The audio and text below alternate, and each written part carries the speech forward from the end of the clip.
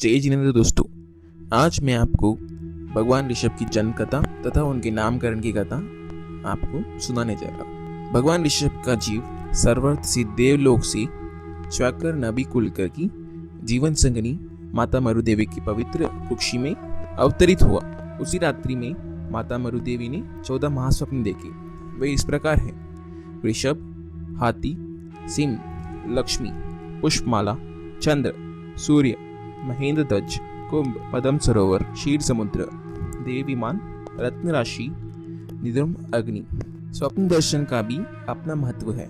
गर्भ के प्रारंभ में स्वप्न दर्शन गर्भ और प्राणी की शुभ भविष्य की सूचना मानी जाती है।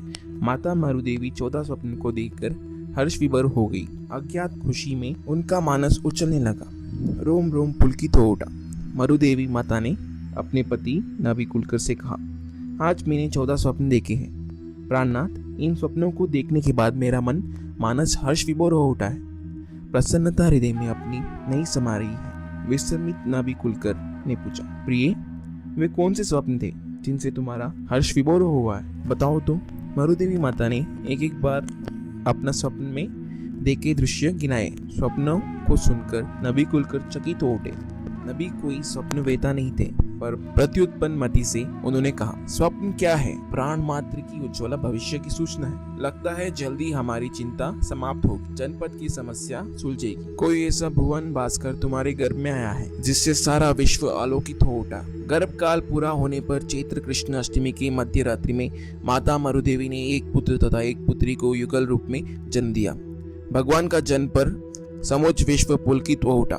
अज्ञात शांति का अनुभव करने लगा। नरकगत जीवों को भी क्षण भर के लिए शांति मिली। 64 इंद्रवाह सहस्त्र देवों ने धरती पर आकर भगवान का जन्मोत्सव मनाया।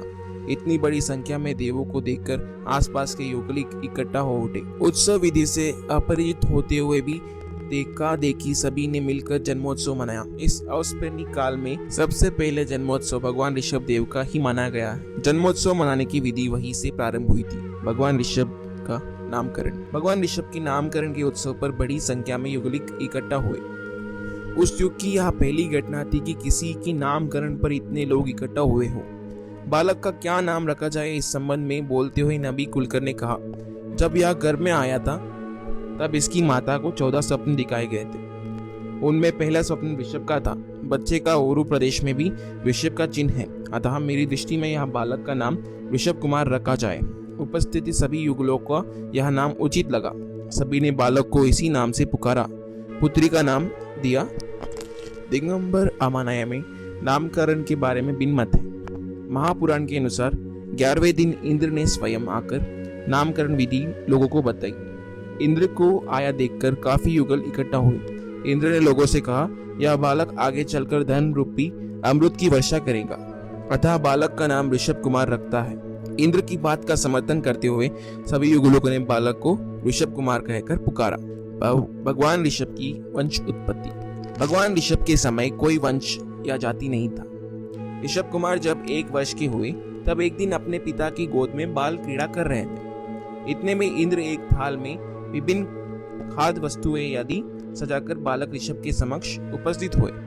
नबी कुलकर ने ढेर सारी वस्तुएं देखकर अपने पुत्र से कहा, जो कुछ खाना हो उसे हाथ में उठाओ। ऋषभ कुमार ने सर्वप्रथम गन्ने का टुकड़ा उठाकर चूसने का यत्न किया।